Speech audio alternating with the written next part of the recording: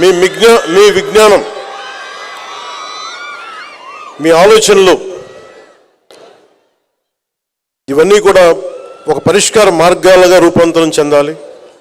మీ కృషి సమాజానికి ఉపయోగపడే అర్థవంతమైన మార్పు కావాలి. Your knowledge must translate into innovation, your ideals into solutions, your efforts into meaningful change that will benefit our larger society and our country. Dream with conviction, work with dedication, lead with integrity. బలమైన నమ్మకంతో కలలు కనండి. కలలు కను నీ కలల్ని తొక్కుతూ నడుస్తున్న కాళ్ళని ఖండించే వరకు కలలు కనండి. Don't stop dreaming. అందుకని బలమైన కలలు కనండి. నిరంతర కృషితోటి మీరు ముందుకు సాగండి. నిబద్ధతతోటి మీరు నాయకత్వం వహించండి. ఈ ఒక్క 4 మాటలు చెప్పి నేను ముగిస్తాను. ఇది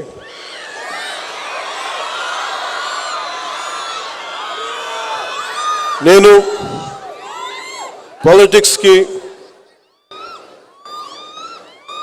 నేను మెయిన్గా రావడానికి ఒకటి నన్ను తీసుకొచ్చింది, భావితరం.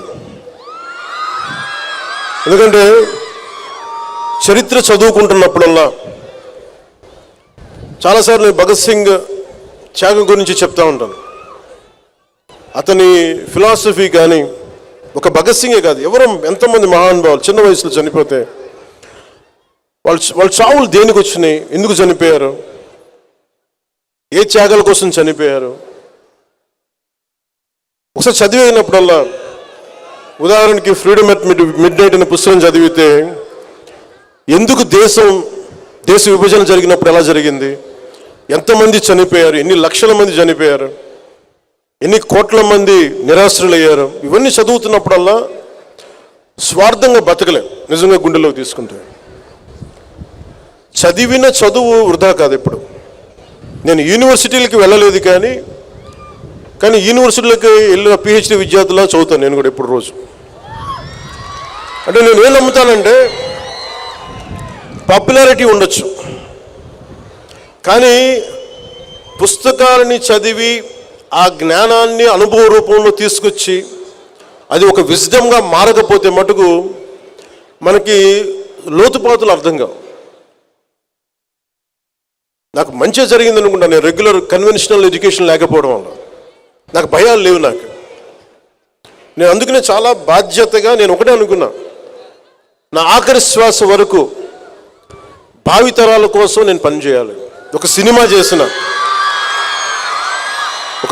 చేసిన ఎందుకంటే నిన్న శృంగేరి మఠాధిపతి ఏదో స్పీచ్ చూస్తూ ఉన్నాను. నేను చూస్తూ ఉంటే ఆయన అన్నది, ఆయన మాటల్లోనే, ఏ మనిషి కూడా సంపూర్ణమైన వ్యక్తిత్వం సంపూర్ణంగా ఉండడు, మనకు నచ్చేలా ఉండడు.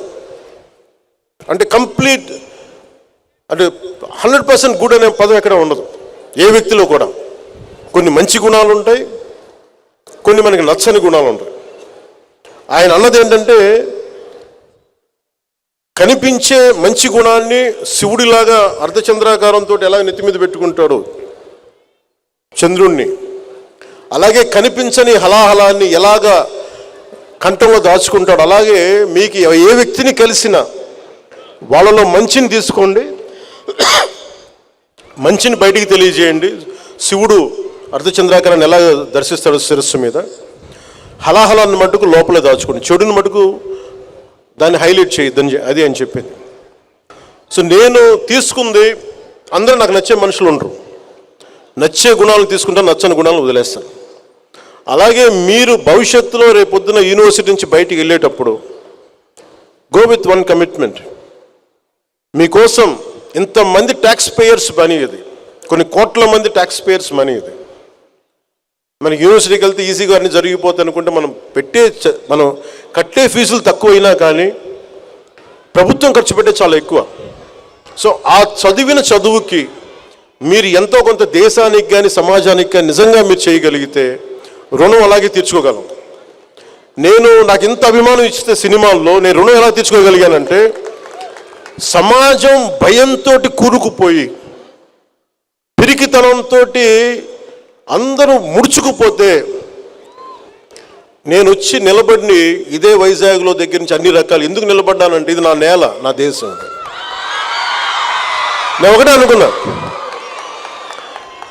నా చెల్లెళ్ళ భవిష్యత్తు ఇది, నా బిడ్డల భవిష్యత్తు ఇది అనుకున్నా, నా తమ్ముళ్ళ భవిష్యత్తు అనుకున్నా. ఓకే, నన్ను తిడతారు, ఇంకోటి చేస్తారు, కానీ గెలుస్తామో లేదో తెలీదు, ఓడిపోతామో ఓడిపోవచ్చు, ఓటమికే సిద్ధపడి నేను రాజకీయాల్లోకి వచ్చాను. అప్పుడే బలంగా పోటీ చేయగలను. మీరు అందరూ కూడా పొలిటికల్గా you have to have a say. రేపొద్దున పవన్ కళ్యాణ్ అనే వ్యక్తి సరిగ్గా లేకపోతే తీసి అలా పక్కన పడేయండి, హాట్ పొటాటో లాగా. అంటే మీకు ఎందుకు చెప్తున్నానంటే మీ భవిష్యత్తు ఎవరు నచ్చలేకపోయినా you have to have a say in day to day political affairs. అది మీరు రాజకీయాలకు రావక్కర్లేదు, కానీ you have to have a say. మీరు అది కనుక అది చేయకపోతే మీరు చేతులు ముడుచుకొని ఎంతసేపు మన సోషల్ మీడియాలో ఒక సోషల్ మీడియా మన యాక్టివిజం, మీరు యాక్టివిజం సరిపోదు. Sometimes universities should be become should churn an good ideologies. నేను లవ్ యూ.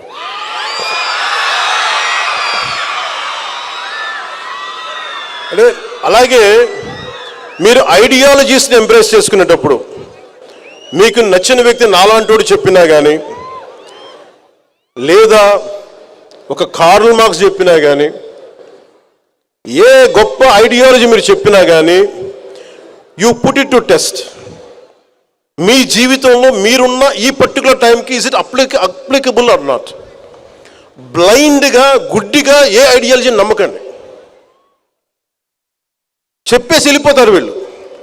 నేను ఎందుకు ఈ బాధ మీకే చెప్తున్నానంటే 70ల్లో ఒక పర్టికులర్ ఐడియాలజీ పట్టుకొని, నేను 90స్లో ఒక పర్టికులర్ ఐడియాలజీ పట్టుకొని 80స్లో ఒక బ్యాలెన్స్ లేని ఐడియాలజీస్ని పెట్టుకుంటే ఏం జరుగుద్ది అంటే, ఎంతమంది ఆ మాటలు విని అడవుల్లోకి వెళ్ళి చచ్చిపోయారో నాకు నిజంగా బాధ కలిగింది. It's all they made they have embraced one ideology which is not applicable. Practical results wrong.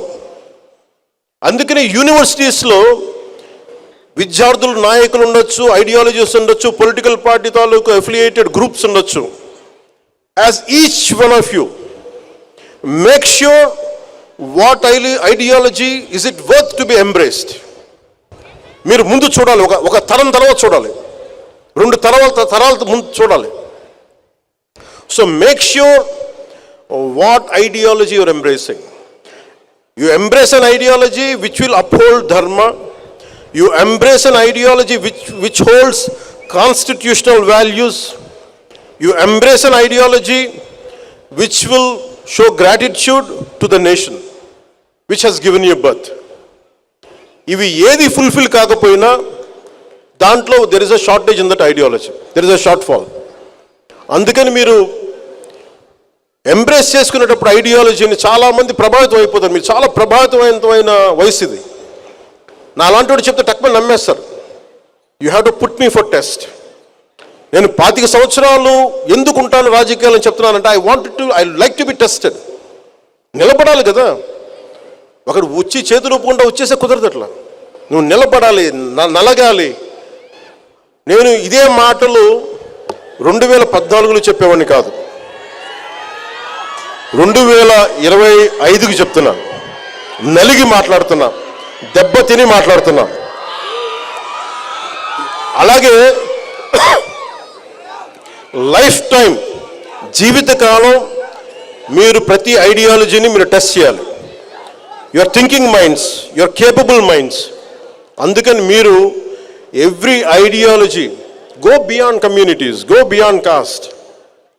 మన అన్ని సోషల్ నార్మ్స్ తీసేయలేం, కానీ when it comes to common minimum program కింద you look out for humanity, look out for the well being of the nation, look for the integrity of society.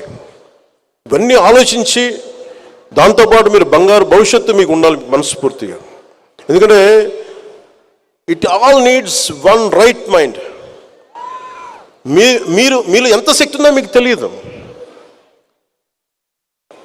ఒక్కొక్కరు మీ గురించి మీకు తెలియదు. మీలో ఉన్నది ఒక న్యూక్లియర్ ఎనర్జీ, మీది విస్ఫోటన ఉంటుంది మీలో. అది మీరు ట్యాప్ చేయగలగాలి. ఎంత అమేజింగ్ పొటెన్షియాలిటీ ఉంటుందంటే, నాలాంటి ఒకటి చేయగలిగాడు. ఎప్పుడో ఒక 30-40 years బ్యాక్ నేను అనుకునేవాడిని, కలలు కానివాడిని, నాకు ఇలా చేయాలి అంటే it all needs one thought. ఎప్పుడైతే యద్భావం తద్భవతి అనే ఒక భావాన్ని మీరు పెట్టుకుంటారో, ఒక భావాన్ని నమ్ముతారో, దట్ భావ becomes Mantra, that Mantra becomes Sadhana, that Sadhana will give you results. ఎప్పుడు మీరు ఏదైనా సరే, గుడ్ బ్యాడ్, ఏదైతే మీరు బలంగా పట్టుకుంటారో మీకు అదే ఇస్తుంది. సో అలాంటి అద్భుతంగా ఒక బలమైన ఆలోచనలతోటి, ఒక నిర్దిష్టమైన ఆలోచనలతోటి, దేశానికి ఉపయోగపడేది, మీకు ఉపయోగపడేది, మీ తల్లిదండ్రుల్ని గర్వంగా మీ గురించి చెప్పుకునేలాగా, మీ స్నేహితులందరూ గర్వపడేలా చెప్పుకునే భావజాలాన్ని, చదువుల్ని చదివి మీరు మన దేశానికి, సమాజానికి మీకు ఎంతో ఉపయోగపడాలని మనస్ఫూర్తిగా కోరుకుంటూ, మీకు ఇలాంటి అవకాశాలు ఇచ్చిన ఆంధ్ర యూనివర్సిటీని, ఈ ఆంధ్ర యూనివర్సిటీ జ్ఞానదీపంగా నిరంతరం ప్రకాశిస్తూ నిలవాలి. మీరు ప్రతి ఒక్కరూ ఒక బాధ్యత గల భారత పౌరులుగా, దూరదృష్టి గల నాయకులు అంటే not just political leaders at every role, every domain ఎదగాలని ఆశిస్తూ, మీరు అద్భుతమైన విజయాలను సాధించాలని ఆశిస్తూ, మీ అందరికీ నా హృదయపూర్వక శుభాకాంక్షలు. జై భారత్, జై హింద్.